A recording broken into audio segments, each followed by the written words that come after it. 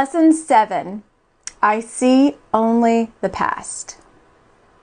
This idea is particularly difficult to believe at first, yet it is the rationale for all of the preceding ones. It is the reason why nothing that you see means anything. It is the reason why you have given everything you see all the meaning that it has for you. It is the reason why you do not understand anything you see. It is the reason why your thoughts do not mean anything and why they are like the things you see. It is the reason why you are never upset for the reason you think. It is the reason why you are upset because you see something that is not there. Old ideas about time are very difficult to change because everything you believe is rooted in time and depends on your not learning these new ideas about it. Yet that is precisely why you need new ideas about time. This first time idea is not really so strange as it may sound at first. Look at a cup, for example. Do you see a cup, or are you merely reviewing your past experiences of picking up a cup, being thirsty, drinking from a cup, feeling the rim of a cup against your lips, having breakfast, and so on? Are not your aesthetic reactions to the cup, too, based on past experiences? How else would you know whether or not this kind of cup will break if you drop it? What do you know about this cup except what you learned in the past? You would have no idea what this cup is except for your past learning. Do you then really see it? Look about you. This is equally true of whatever you look at. Acknowledge this by applying the idea for today indiscriminately to whatever catches your eye.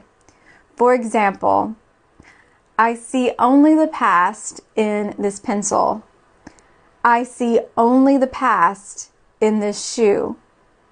I see only the past in this hand. I see only the past in that body. I see only the past in that face. Do not linger over any one thing in particular, but remember to omit nothing specifically. Glance briefly at each subject and then move on to the next. 3 or 4 practice periods, each to last a minute or so, will be enough. I see only the past. Old ideas about time that prevent new ideas about time, that deflect the miracle, a miraculous transformation.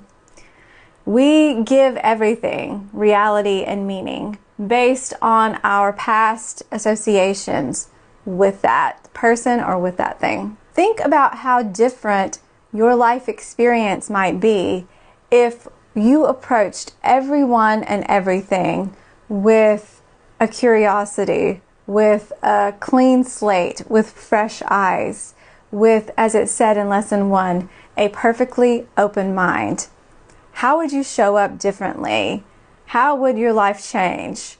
What would be different if that were the case? If you allowed the miraculous and holiness and love and everything to reveal itself to you instead of leading with your past associations about someone or something. We all too often project our past associations of someone or something onto that person or thing or situation again in the present moment.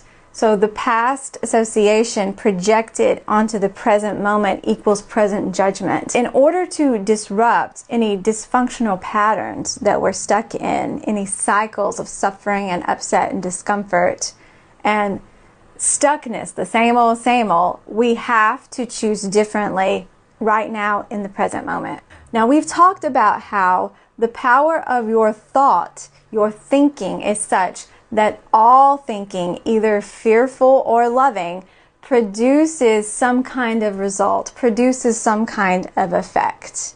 So what you think about something or someone will be your experience. Remember, you're also limited to the effect of your belief.